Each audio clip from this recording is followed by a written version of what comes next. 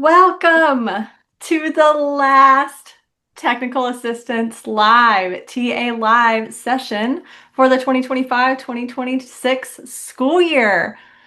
This is also a momentous occasion because it is also Mark Keese, our parent-family liaison. It is his last TA Live with us as a full-time staff with RMTC-DHH. I say full-time staff because he's retiring at the end of the school year, but he won't get away that easily. I'm sure he'll be back at some point. We'll drag him back. Today, he will be discussing how to involve parents of children who are deaf and hard of hearing. In the chat for me, please put your name, your district, and your role. And without further ado, I'd like to welcome Mark Keith. Hi, Mark. Hello, how is it? Hope everybody's doing okay. As Candace said, yeah, this is my last TA Live as a full-time employee, and we'll see what happens after that. So kind of looking forward to the future and figuring out what's going to happen in the world. So anyway, today what we wanted to talk about was how to encourage and support parent involvement. There's going to also be a little bit of an emphasis when I go through this on dads, because dads seem to always be kind of a interesting animal separate from moms. And so we're going to talk about those things. So let me go ahead and get started. What is also too, I'll just let you know, I asked Candace, she's going to monitor the chat. So if you guys have any questions, feel free to put them in. And Candace is going to go ahead and read those to me as we go. I don't wait till the end. I'd rather deal with them now because I'm getting ready to retire. I'm 63 years old, and my short-term memory may not remember what I said 30 minutes from now if we hold the questions. So we're going to deal with them on the spot, okay? Hope everybody's good with that. So with that, let me roll. So first thing I want you guys to do is to watch this video. Pay attention to the video, and then we'll talk about it. This is a test of selective attention. Count how many times the players wearing white pass the basketball.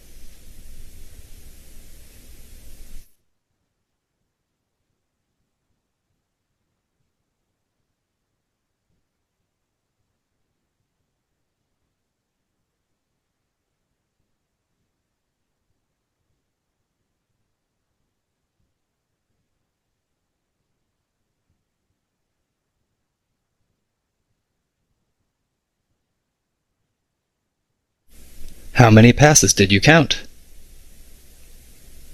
The correct answer is 15 passes.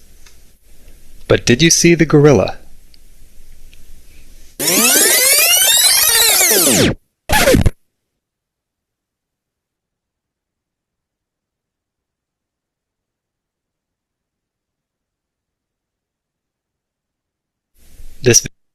Okay, I wanted you to watch that for a reason. So, raise your hands on the screen, put it in the chat, whatever. I'm always curious to find out how many of you all did not see the gorilla. Just raise your hand on your screen or something. Candace, give me an idea how many of the group saw it or didn't see him. I have 2 hand raises saying they didn't see. Okay. One in the chat said yes. Another one said yes because they've seen the video before. What? Then that person doesn't get a say on this one. Right. Don't want to skew the data. Anyway, the reason I show this, usually about half the people in the room do not see the gorilla. Okay? There's no right or wrong to this, but this is all about how you focus on an issue or focus on a task. Are you one of those people that can so focus down on something that you block out everything else? Or are you one of those people when you're focusing, you can kind of half multitask and realize other things are going on at the same time? It's just how we perceive the world and move through it. Again, no right or wrong. But I show it to you for a reason. When we work with parents, we work with families, and frankly, education in general, it's a complex world. It's a complex setting with a lot of different moving parts. and things that have to be evaluated, moved through, looked at, and considered. When we look at a particular task, we don't want to put it in a silo where it's moved away from the context of everything else we work with. And this is true especially with families.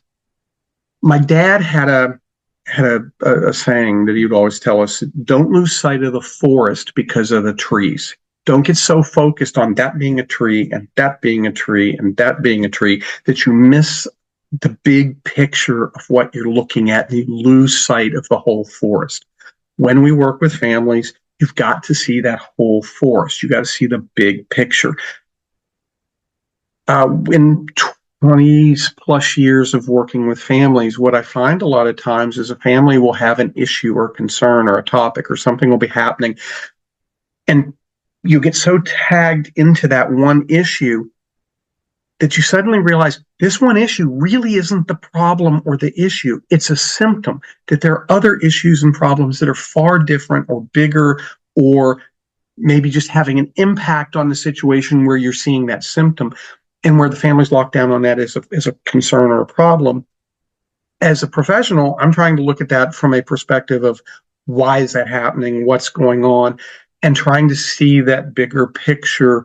And a lot of times, once we can identify that bigger picture, we can solve not just that situation, but usually a bunch of other situations as well. So that's the reason I show it to you. Plus, I also am curious to see how many of you don't see the gorilla. Now, we're going to talk a lot about my family as I go through this, and about myself, because I'm going to throw anybody under a bus. It's going to be me, usually. This is my son. This is Ian. My wife and I have one child. This is him. Ian is now 34 years old. Ian is deaf. He also has chorioathetoid cerebral palsy, and he also has an IV shunt, for those of you who know what a shunt is. He was a preemie, showed up 2 months early, 2 weeks on a respirator, 6 weeks in NICU, all that stuff. Spent the first year not being sure if he was going to live. Okay. Like I said, Ian is now 34. Just to go to kind of the end of the story, we went through a whole bunch of times. We didn't know if he was going to get through school. But Ian today has an associate's degree in computer information technology from St. John's River State College.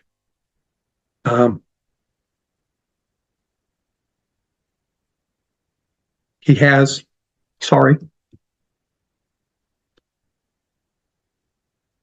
a Bachelor of Science degree from Radford University in Virginia in geospatial science and history. He loves maps. He currently works full-time for an engineering firm, and he is their geographic information system specialist. He basically takes all the data from the engineers and creates the maps the engineers need for construction projects, road work, everything that needs to be done. He is that office's, he is their sole mapper. He makes their maps. He's doing what he's always wanted to do. And if you'd asked me when he was 15 what I thought he'd be doing, I wouldn't have told you that. So I just want you to understand who he is as we talk through this. I will also tell you, as a professional, when we had our very first eligibility meeting, Ian was 23 months of age. This was occurred in Virginia. We were initially from Virginia before we moved to Florida. And I asked a question, and the staffing specialist looked at me and said, "Why is it going to matter? He's never going to amount to anything." I'm not a violent person, but they pulled me off the table. I was going to throttle that woman's throat. I was going for her. And needless to say, the meeting broke up. That staffing specialist never participated in another one of our meetings. And we met about 2 weeks later with somebody new and started the whole educational process. And I will tell you, as a parent, I was the parent from hell for them for about the first 3 years. And here's the sad part. I grew up in a family of educators. My dad is a school principal who became a senior administrator in Fairfax County. in Virginia. My mother was an elementary school principal who turned into the curriculum person for the county. I grew up in an educational environment. I have an uncle who's superintendent in Hillsborough County. Sickles High School, for anybody who knows Sickles High School, that's him. It was like old home week when the whole family got together because it was a family business. I mean, everybody, I should have known better, but I couldn't let go of that for a while. It took a while. And it took another professional who was very good, a teacher who was very understanding and willing to listen to help me get through that resentment, anger, frustration, whatever it was, whatever you want to call it, to turn me back to away from the dark side, so to speak. But I want you to know, going forward, when dealing with parents, there's a lot of emotion here. There's a lot of things going on. The stress of having a child with special needs is hard enough. And then you throw the stress of school on top of it and everything else. It can be very rough. So a lot of times that impacts what parents are how they're responding to you. But let me move on from that. So as we go, let's talk about situational behaviors. Many of us, as we grow up and interact socially, we develop personal behaviors that are our go-to in different situations. Think about it. We all respond differently when we're at a party with friends, or we're out at a restaurant, or if we're in a meeting, or if we're in a meeting where there's an important meeting. Our behavior is different. Those are situational behaviors. And we will respond much differently in times when we're relaxed as we do in times when we're stressed out. Myself, I'm with my group here at work, with my family, with other friends, I'm very outgoing. I'll tell you just about anything. Well, even in these situations, I'll pretty much tell you anything. But if it's a serious meeting and important, I will be quiet. I will kind of back down a little bit and quiet down and focus because I want to make sure I don't miss something. I want to make sure I'm focused in on what's going on. And if it's a situation where I have no idea what's going on and I know it's a stressful situation or an important situation, a lot of times I'll sit there and won't say anything because I want to make sure I get a better handle on what's happening before I try and jump in. We all do this, okay? So what causes stressful situations? Let's think about it. New situations we see as high stakes. Situations where there are new people who we perceive as important, and situations where important decisions are made. Educationally, what did I just describe? I just described eligibility meetings. I just described IEP meetings, didn't I? For a parent, these are stressful situations. And throw on top of that, not every adult parent had good experiences in school. They didn't necessarily enjoy it. It's a different world for a parent than it is for the professional who swims in that ocean every day, okay? So in those situations, it's not uncommon for someone to be reserved or uncomfortable.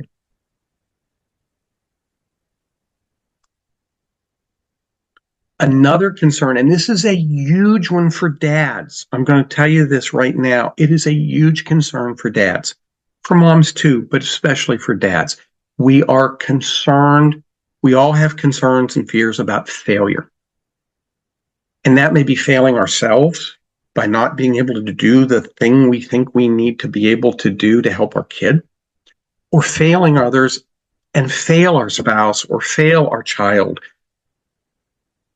And it's not unusual for us to want to avoid those situations over time. Again, that's one of those, it's called avoidance behavior, basically, where we try and avoid situations where it may cause a hurt or disruption to somebody that we care about. Talking with dads, this is one of the reasons dads have a tendency to avoid school activities, school meetings. Okay? They're not comfortable. They're afraid of failing.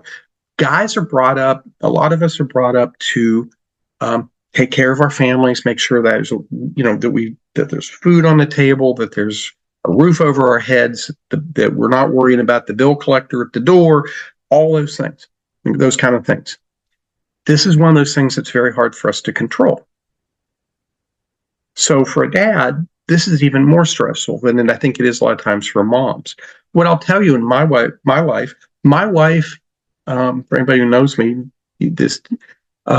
my wife is a teacher. Actually, now she's the testing coordinator at Florida School for the Deaf and the Blind, but she was the science teacher in the blind high school at FSDB. Okay. She loves me at school. She loves being in a classroom. But throughout our life, we've always worked together really well, but we've always had an agreement. I don't like doctor's appointments. We did the conquer and divide. I managed and dealt with all the school meetings. She dealt with doctor's appointments. And then we'd come home and talk about it. We'd pre-plan before those events took place. But that way, it took some of the stress off of each one of us and put us in an area that we were more comfortable. Okay? A lot of families don't do that kind of thing. I wish they did, but a lot of them don't. But anyway, my point is, it's not unusual for parents and families to try and avoid situations that are uncomfortable. And unfortunately, a lot of school meetings are seen as high stakes and uncomfortable. So I want you to listen to this speech. It was given by Teddy Roosevelt in April of 1910 in Paris after he had left the White House. And I think it is something that we're going to talk about, kind of theme us into the next part of where we're going in this presentation.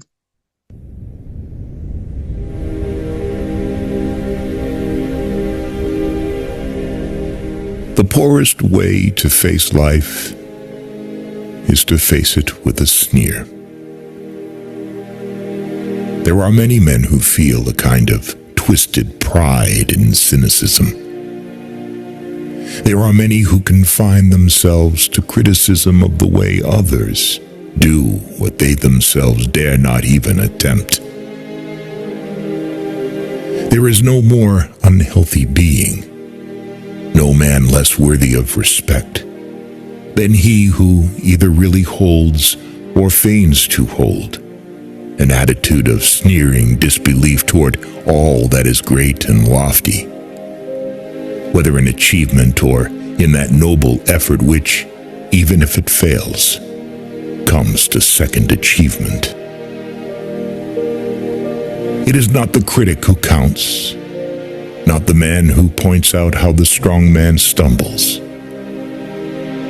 or where the doer of deeds could have done them better. The credit belongs to the man who is actually in the arena, whose face is marred by dust and sweat and blood, who strives valiantly, who errs, who comes short again and again. Because there is no effort without error and shortcoming. But who does actually strive to do the deeds? Who knows great enthusiasms, the great devotions, who spends himself in a worthy cause, who at the best knows in the end the triumph of high achievement, and who at the worst, if he fails, at least fails while daring greatly, so that his place shall never be with those cold and timid souls who neither know victory nor defeat.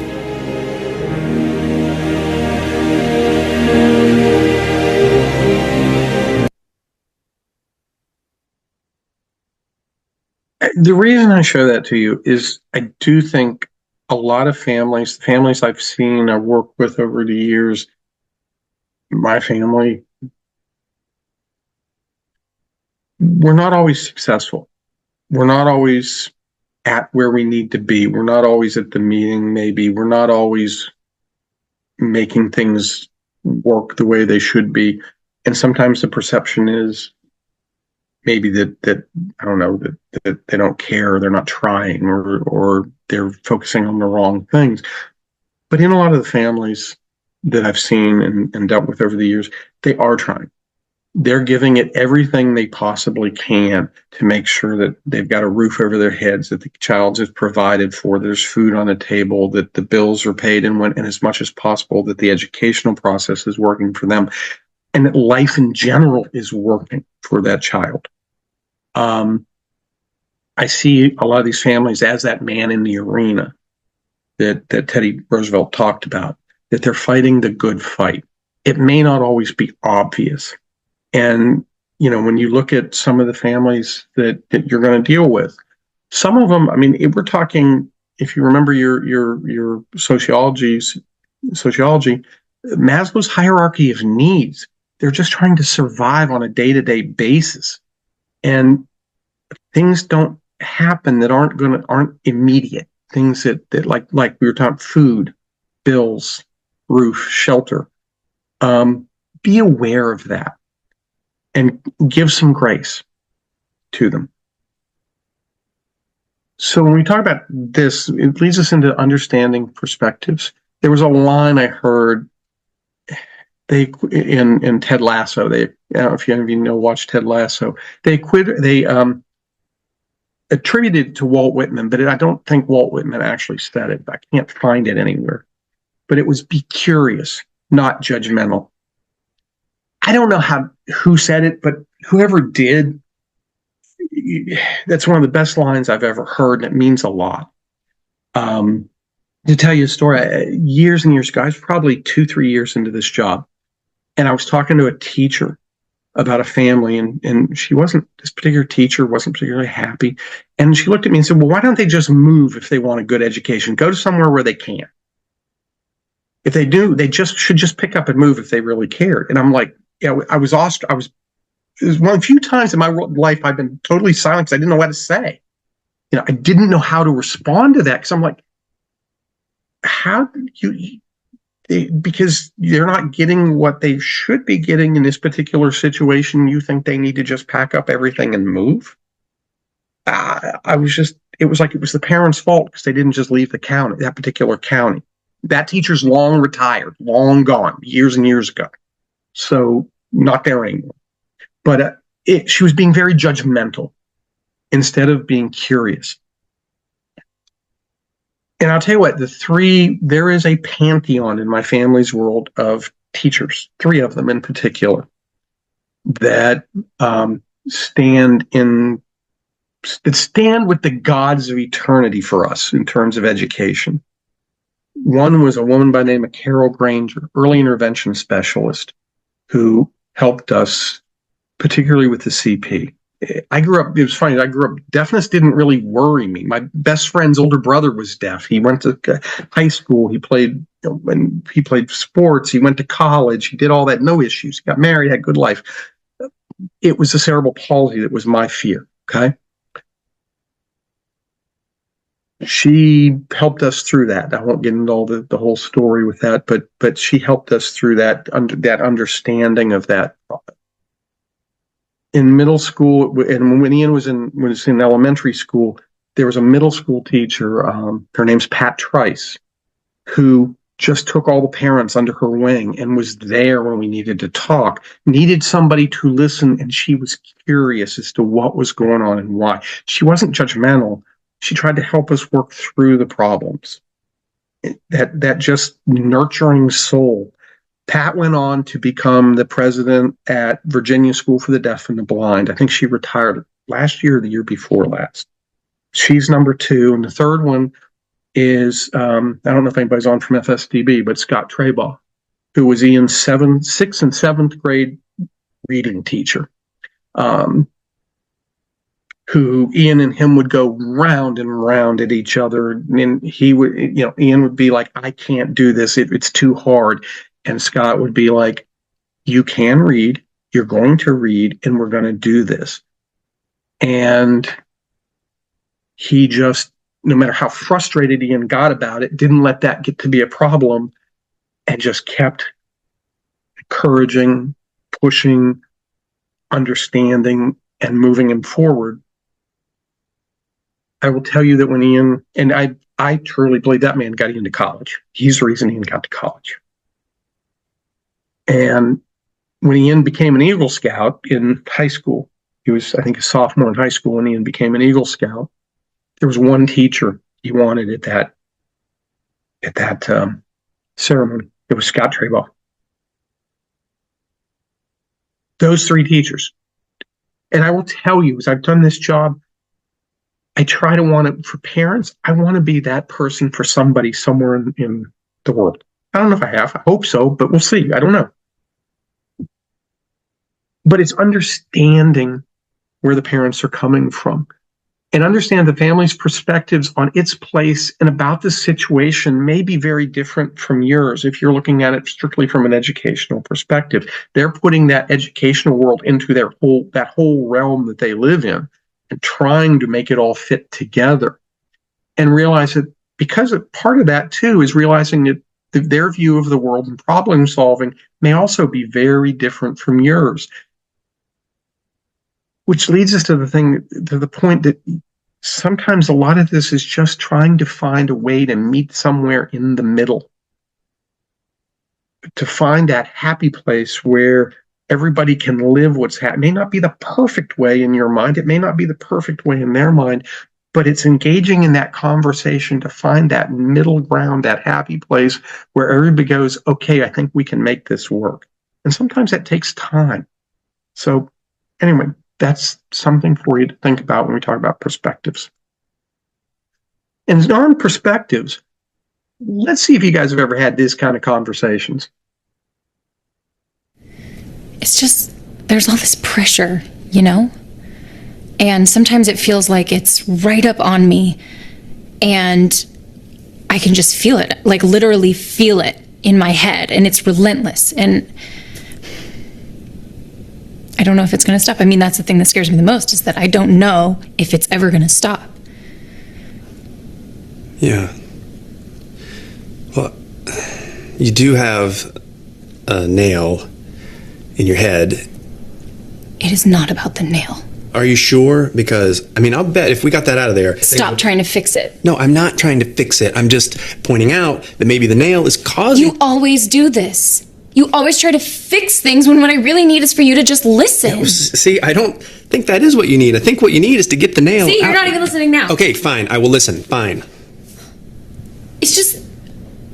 Sometimes it's like there's this achy... I don't know what it is. And I'm not sleeping very well at all. And all my sweaters are snagged. I mean, all of them. Yeah, that sounds really hard. It is. Thank you. Ow! Come on, if you would just... Don't... Try to see things my... Okay. How many of you have had those conversations in your life? I know I do. My wife and I have been together, it'll be 40 years in May. We've been married 40 years in May. We've been together almost 42. And there's still conversations I have with her where I go, am I supposed to fix this, or is this a listening conversation? And she'll go, it's a listening conversation, or it's okay, I need your help, I'm trying to fix it. Because I'm still not 100% sure all the time. Okay? It's that different perspective on how we see the world. Some people like you just to listen and accept. Others, I was brought up to try and fix things. So it's finding that happy ground. The same is true in education. Sometimes you gotta just listen. Sometimes you just gotta listen to the parents. Other times they do want your help in fixing things. Again, perspective. So how do we do that? A lot of it is I hate to say it, just kind of like trying to be nice. I mean, for lack of a better term, make them, when you're with a parent, make them feel welcome and comfortable. School, often for parents, like I said earlier, is not a comfortable place. It's up to you guys, the professionals, to say it's okay. It's a safe place. You're welcome here. We like seeing you. You don't want them feeling like, oh God, there's like their perspective. You don't want them getting their perspective of being, oh my God, if every time I walk in, I feel like, oh God, they're here again, or they wanted to talk again. That's not helpful. That's not going to help them. Be welcoming. Let's put it that way. Another thing is expressing the need for involvement by you or the team for them, you need to express to them that you want their involvement in the team. Parents often need a permission. It's an uncomfortable place. They need that permission to come in, to participate, to be there. They need somebody to say, we want you here. We really need you here. You're important to this process. So come on. And when they don't come, don't judge them. But call them back and say, hey, I'm sorry you missed the meeting. Could we reschedule? Could you come in, maybe do another meeting, or maybe the next time? Because we really needed you here. Those are the kind of things that help them, that begin to open those doors, encouraging them to come in. And yes, it takes time. I understand that. And time is something a lot of you guys don't have a lot of. I get that too. But if you want parents involved, sometimes you have to help open those doors and encourage them to come in. Another piece of this is expressing the need for their involvement by the child. That their participation helps their child. That it improves the situation, gives you information that you can work with. It helps you guys work better as a team. Another thing you can do is brainstorm issues. How the family can help at school, what they want for their child, things they can do with their child. How you're trying to create pathways and doorways for the parents to be able to enter the school, feel comfortable, and begin to participate more and more. And I will tell you that doesn't often always start with meetings, coming to a meeting. If there's school activities, trying to encourage them to come or to help with that activity. I was requested when Ian was in preschool, in the preschool program at the school we were in, to help. They needed a dad to come on the field trips just to help, and that became my role, and was an entree to me into that process. It was the idea of, come do this. This is not stressful. Not them saying that, but it was the least stressful. I remember going to the zoo with the class and helping just kind of shepherd kids around and just kind of keep, what the old parent helpers used to do and things like that. And I'm guessing they still do that to some degree, but it was a way to get me into the process. And over time that expanded. Okay. Over time, it got me more involved and eventually led me back into, they had me one year, because my wife and I started signing with Ian when he was little. We started taking classes when he was a baby.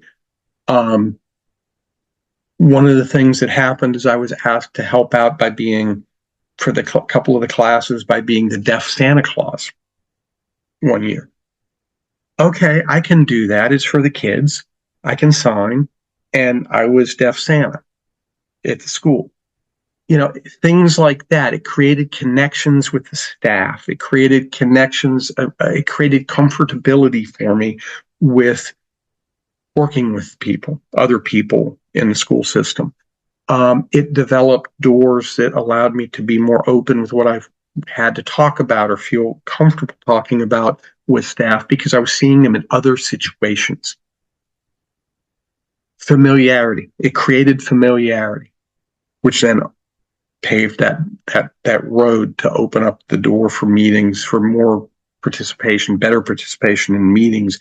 It began to also take away that parent from hell mindset, because suddenly I was beginning to see people again as participants and helpers for my son, and not a barrier. Okay.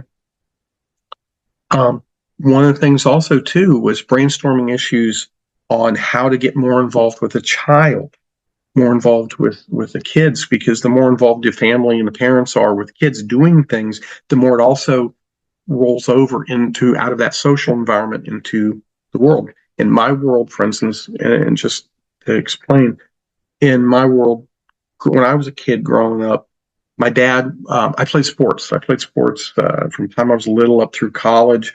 High school was football, ice hockey, and baseball. And it was football in college. My dad was there all the time. It was a big part of our lives as a family. He was so supportive, and he wasn't one of those parents who were like pushing. He was just supportive. He was there, encouraging, but also when things went bad, was there to listen to, somebody that listened to me, that kind of thing. It was a great relationship. That's the kind of dad I wanted to be. Well, here's Ian. He's got CP. He's not going to play sports. I didn't know what to do. I wasn't sure where to go. I tried. I was trying things, but it was hard. And one of the teachers suggested, "Why don't I try Scouts?" There was a Cub Scout program at the school we were at, so we got him involved in Scouts. He loved it. Again, he's an Eagle Scout. I got sucked into that and wound up running a troop for a couple of years.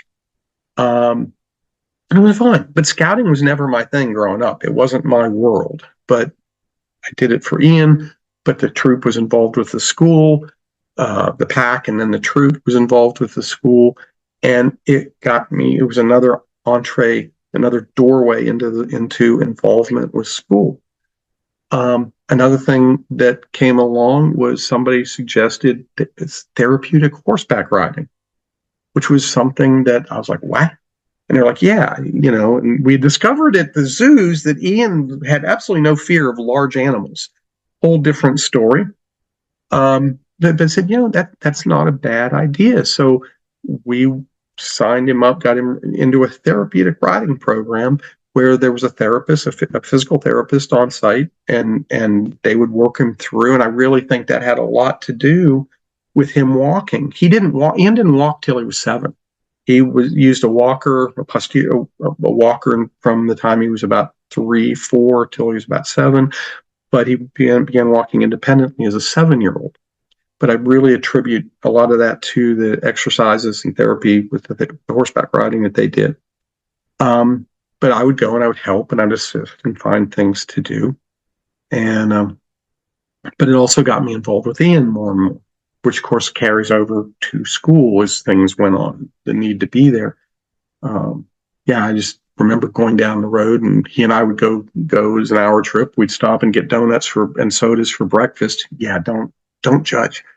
But we do the man song going down the road, and men, and we had a ball. And then Mom went one time with us, and Ian started signing donut. And I'm going, oh boy. And she's like, what's he signing up there? I didn't see. And like, why are we pulling into a gas station? I'm going, I'm so busted. And she's going, what are we doing? I said, well, we always stop and get donuts and sodas. It's our thing. Now, my wife is wise. She sat there for a minute and thought, and I could see the wheels turning. I'm going, I'm either going to be kicked off the island or it's going to work out okay. And she finally looked at me and said, you know what? This is your thing. One day a week, it's fine. But please, no more sweets when he gets home on Saturdays. And by the way, when you go in, please get me a coffee and a bear claw. I was like, okay, cool. So we're good. But anyway, we had fun. It was a family activity, but it carried over. It carried over into school, both for Ian, the physical aspects of the therapy, and my involvement with him, which led to more involvement across the board in everything else. And this is him. This is actually the last hippotherapy that he did. He wasn't actually a hippotherapy. The therapist entered him in a obstacle course event for kids, with all kids, kids without disabilities, and Ian ran the course independently without us helping any help. And he actually placed second. And the therapist looked at us and said, he's done with hippotherapy. He needs to go to regular riding. He's got the ability. Let him go to ride. Here's some names. Get him to one of these programs and let him ride. And we did. So he took lessons. He was actually starting to jump horses. He was jumping horses when he was 11, when we moved out of Virginia. And that horse in the picture here, that's Skip. That was a therapist's horse. If you can imagine I swear that horse was a golden retriever in a previous life. One of the gentlest horses I've ever seen. Anyway, so anyway, where that would go, who knows? I didn't know where this was going to go. But it became a constant in our lives, something we do. And about 2 years ago, this is what we did for our family vacation.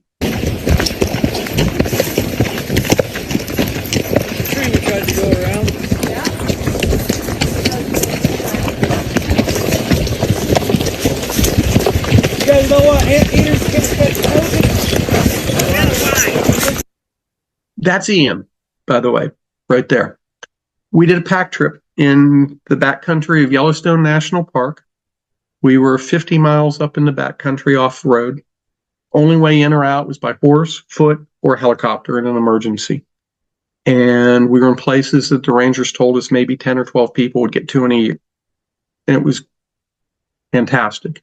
And Ian is able to get there because he can ride a horse. And he had a ball. We all had a ball. So anyway, and if you'd have told me 20 years ago we'd have done something like that, I'd have laughed because there was no way. I never would have expected something like that. The changes and the things that you can encourage your families to do now will echo through time. And there will be results that nobody will expect, many of them positive. But be that agent for change, that agent for encouragement with your families.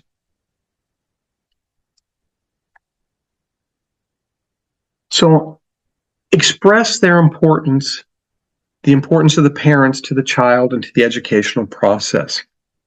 That reassurance is going to help them move through the insecurities and fear they have. Be their ally. Give them that shoulder to lean on when they need it, somebody to talk to when they need it, and help them into the process and into the educational system. Keep those lines of communication open and judgment-free. And another big one, and we didn't talk about this, but help family to understand that the educational process is not a zero-sum game. It's not a success or failure situation. Help them understand if something doesn't work, you can try something else and start again. This will help deal with that fear of failure that we talked about earlier. Help them understand that there's no end game here, that you either win or lose. That this is kind of that path that just continues to weave through life. And if something, like I said, if something doesn't work, you can try something else and start that path and keep moving forward. When you're working with the parents, understand that this is a process. There's going to be successes and there's also going to be failures. The goal is to keep that parent moving forward to whatever level of participation and involvement you can get them to achieve. Okay? Some may jump in with both feet. Other ones, it may be that person who sits with their toe in the water at the pool when it's a little bit too chilly. They're not going to jump in, but at least they're there. At least their toes are in the water. It's a start. And over time, keep encouraging. Make sure the parents feel that they're part of the group and that they're valued. It's all hard walking in a room when when the staff is all sitting around a table and you're the parent is the last one coming in. You feel like you're in the star chamber, or we're in a courtroom somewhere being judged. Find ways to not do those kinds of things and to make it more welcoming for them. Make sure that they are part of the group and feel valued. This is Ian today, just so you see him. 2 of those pictures are from the trip. That's actually Ian at his desk in his office. And that's Ian in his car driving to work, getting ready to leave for work one morning. He lives a good life. I can't say any more than that. My wife once said her goal for him was to be a fully employed tax-paying citizen. And he's there. He's there. And he's happy with his life. I can't ask for more than that. So remember, remain calm and continue to talk. Always emphasize the family's importance to the child. Reinforce that parents can express their ideas and emotions safely. Remind them that they are part of a team and that everyone on that team is working together, even when they disagree. Remember that while disagreeing, that everybody cares and is trying to do what is best for that child. That includes the parents, and that includes the teachers, and it includes the staff. But keep that in your mind, and also help it be kept in the minds of the parents. They understand everybody's trying to work for that same goal, which is to help the child. Encourage them to participate, but don't try and force. Above all, don't give up on the family. And that's it. So I hope you guys got something out of this. I hope you enjoyed it. I hope it's something you can take away from today. So with that, I'm going to stop sharing the screen and return, and I guess really let Candace take over unless anybody has any questions. Thank you. I'm checking the chat just to make sure we don't have any questions. I don't see any. Lots of thank yous coming in.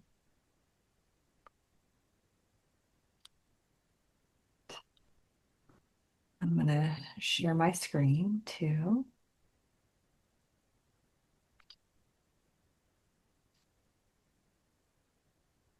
Okay.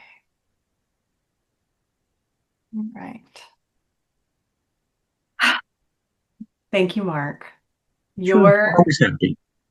Your experience and expertise are truly invaluable, and we are deeply grateful for the generosity with which you've shared your knowledge, your compassion and passion. As one of your favorites, Shakespeare so aptly reminds us, our remedies oft in ourselves do lie. And Mark, you have Candace, I'm impressed. But listen, you have consistently, with that quote, because it means, like, you're going to bring what all we need is really truly in ourselves. So you have consistently empowered families and educators by helping them recognize their own strengths and voices. And that is something that is invaluable. So I'm not going to cry. No reason. I'm still going to be around somewhere. We have people in the chat saying, congrats, Mark. So happy for you. We appreciate you being so transparent about your experiences, and thank yous. All right. Happy to do it. On the screen and in the chat, one of my friends will put the link in the chat, is the link and QR code for the evaluation survey. We, RMTC-DHH, we are a special project funded by the Florida Department of Education, Bureau of Exceptional Education and Student Services. And we asked for you to please fill out our survey to help guide our work of supporting Florida districts and the education of students who are deaf and hard of hearing. Your feedback is essential in helping guide our work as we continue to support Florida districts and the education and students who are deaf, hard of hearing. And we truly welcome and value all of your feedback, even comments like Mark should never retire, which we really unfortunately can't control, but we do read them. All right. After you have completed the evaluation survey, you can please complete the form available in the chat and on the screen to receive your certificate of completion. Be sure to enter your name and email address exactly as you would like them to appear on your certificate, because the information that you put in will populate directly from your entry. Please use the title TA Live involving parents, what's on the screen. Let's see. And thank you all again for joining us today. And a sincere thank you to our interpreter, and a special appreciation to Mark Keith for closing us out on such a high note. We appreciate you. We still have a few more minutes left if there's any questions. We have someone in the chat said, Mark, thank you. Such a wonderful reminder for all of us when involving parents. Yeah.